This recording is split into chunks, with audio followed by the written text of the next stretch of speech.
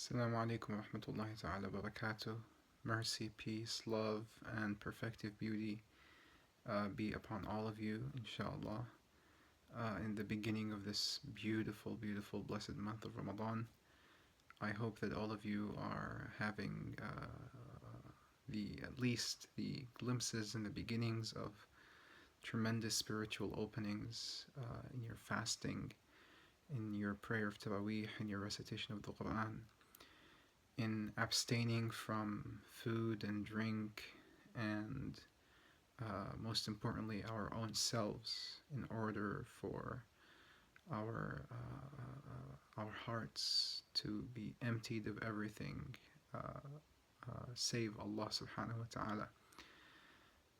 What I wanted to discuss in this short reflection video, inshallah, in concerning the month of Ramadan is something that I wrote about briefly in the last status regarding the recitation of the Quran in the month of Ramadan. And as I mentioned in that status, one of the meanings of Ramadan is Ramadah, which has to do with burning, to be burned. And in that status, we spoke about the idea of burning away the veils of perception and elevating in our faculties of perception from the ego, the nafs, to the sir, or the secret, which is the divine trace in all of us.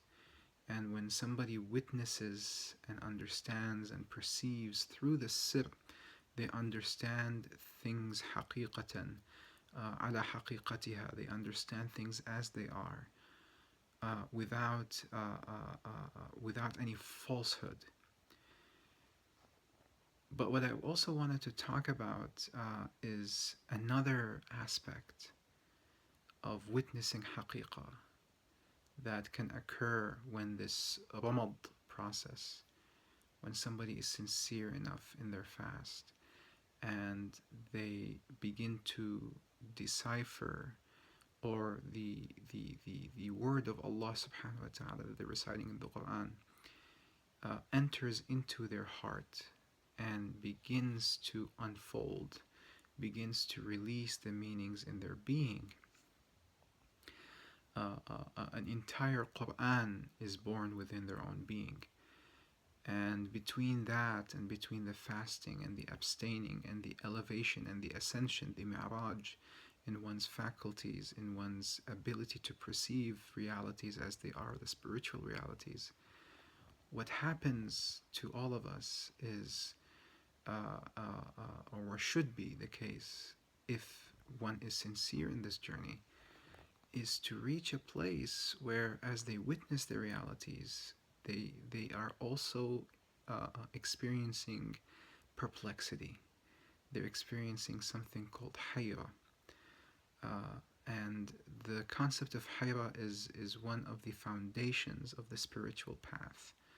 It is one of the foundations of the spiritual world and of the reality as it exists, as all of the awliya have told us, that when they have witnessed reality, when they have witnessed the spiritual world, when Allah subhanahu wa ta'ala lifted their veils for them, they witnessed, they were in perplexity, because the reality of the spiritual world and the reality of the cosmos is that at the same time it is vanishing, it is being annihilated, it is being terminated, and yet there is an aspect of it, and that is the tajalli of Allah subhanahu wa ta'ala within the universe, that is ever subsistent, never perishes. This is hinted subtly in the verse of the Quran, كُلُّ مَنْ عَلَيْهَا فَانٍ وَيَبْقَى وَجْهُ رَبِّكَ ذُو الْجَلَالِ وَالْإِكْرَامِ. All upon the earth annihilates, or is annihilated, or will be annihilated, but the countenance of your Lord remains and subsists of majesty and generosity. But this verse can also be read alternately. It can be read كل من عليها فان ويبقى, that all who are upon this earth, all the things that are upon the earth, shall be annihilated and at the same time subsist, at the same time remain. وجه ربك ذو الجلال والإكرام. Indeed, the countenance of your Lord is of majesty and generosity. And the idea in this hidden reading, in this inward meaning of reading this verse, is that every single of Allah's creation, its outward shell perishes and is annihilated. But the secret of Allah subhanahu wa ta'ala in that thing, in that created thing, never perishes. It remains forever and ever, because that is the ma'loom, that is the thing as Allah subhanahu wa ta'ala knows it, and the knowledge of Allah subhanahu wa ta'ala never is annihilated. And this idea of the things perishing and subsisting at the same time, being annihilated and remaining at the same time, is the essence of hayra. We see, for example, Sayyid al-Shaykh al-Akbar Muhyiddin ibn Arabi in Fusus al-Hikam, one of his most wondrous statements in Fusus al-Hikam. He says in the chapter, I believe, on Sayyidina Musa alayhi salam, he says, فَعْلَمْ أَنَّ الْأَمْرَ حَيْرَةٌ وَالْحَيْرَةُ قَلَقٌ وَحَرَكَةٌ وَالْحَرَكَةُ حَيَاةٌ. Indeed, know that the reality is perplexity, and perplexity is anxiety and movement is life. So the essence of why the universe moves, essentially in a whirling of love, is out of perplexity, because perplexity gives people the anxiety, gives creation the anxiety to keep on moving and moving and moving, seeking answers.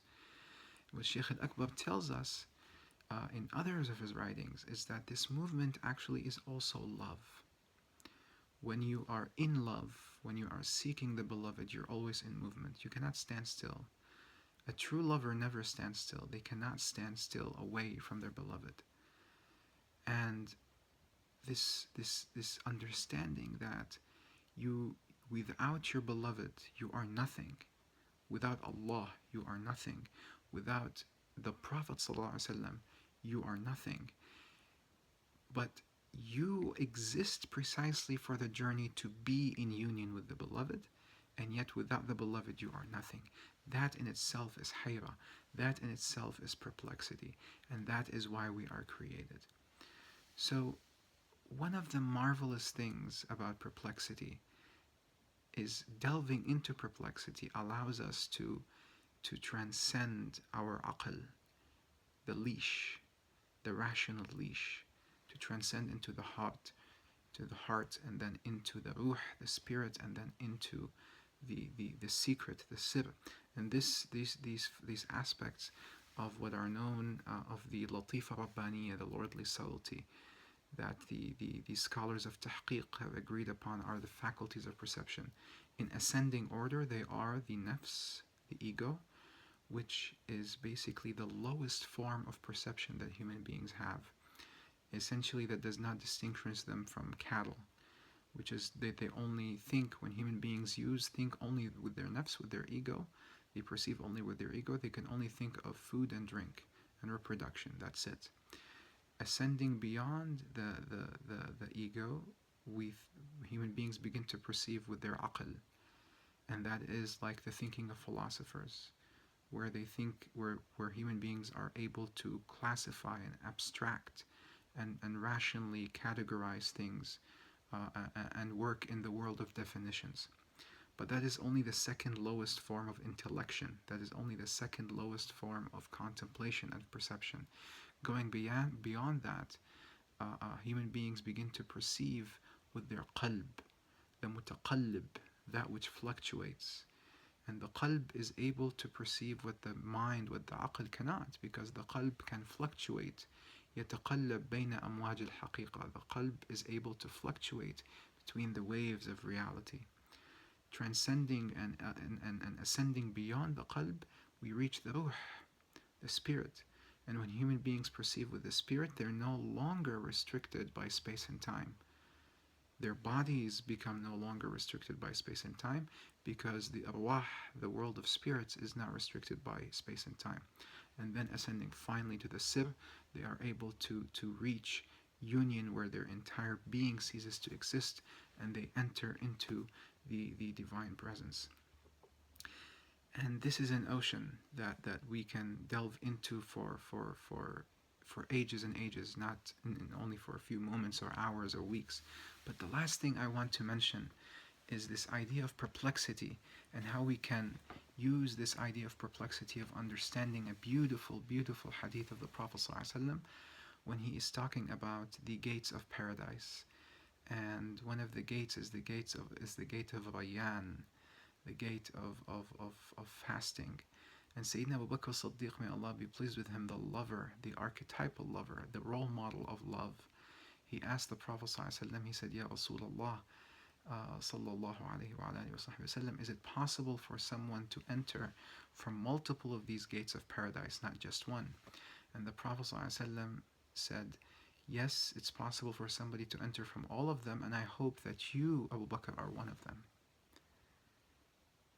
And when we think about, because I'm sure that many of us think and wonder about how will Abu Bakr Siddiq, because he will. Once the Prophet ﷺ said, Insha'Allah you will, that means Abu Bakr Siddiq will enter from all of these gates at once. But I'm sure many of us thought or are thinking to ourselves, how will Abu Bakr Siddiq radiallahu anhu enter through these 8 gates of paradise? So we start to think rationally, right? Maybe he will enter through one of them and then leave through that door and then enter through the second one and get out and then go to the third and get out and so on and so forth until he enters through all 8 gates. But Sidi Abdul Aziz al-Dabbagh says in the Ibris, he says, once people enter from a gate, they cannot leave from that gate. And once all the residents of paradise enter into paradise, and whoever is meant to enter paradise, is destined to enter paradise, enters paradise, the gates of paradise will disappear. Because entry into paradise is a one-way street.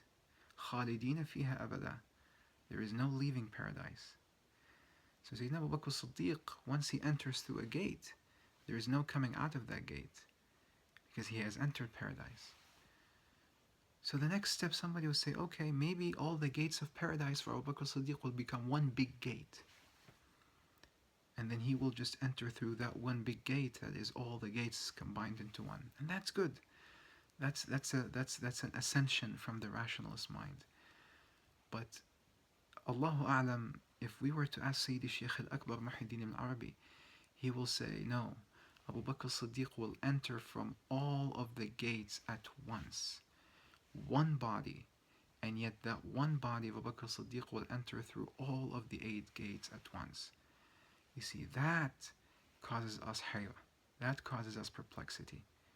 And that is what me and you need to linger on and contemplate over and think about, how will Abu Bakr Siddiq enter through all 8 gates at once at the same time, while the 8 gates are separated and not one gate. In order to understand that, I'm going to mention a verse from the Quran and then leave you to contemplate over it. Allah subhanahu wa ta'ala says, indeed Allah is the one who brought down water from the heavens, and the valleys, not one valley, the valleys filled up with water, each according to its own measure. In another verse in Surah Ra'd, Allah subhanahu wa ta'ala says, mentions the types of plants. He says they're all watered by one water from the heaven, but each plant Allah subhanahu wa ta'ala preferred or differentiated between the plants according to its fruits. So inshallah we will end with that. That is a reflection for you and I to contemplate over regarding the perplexity of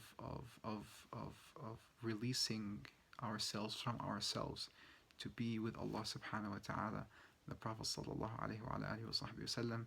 May Allah subhanahu wa ta'ala bless all of you and us and all of us, and inshallah grant us to more openings and more sweet tastes of the Muhammadan light, the Muhammadan beauty in this beginning and going forward in the month of Ramadan.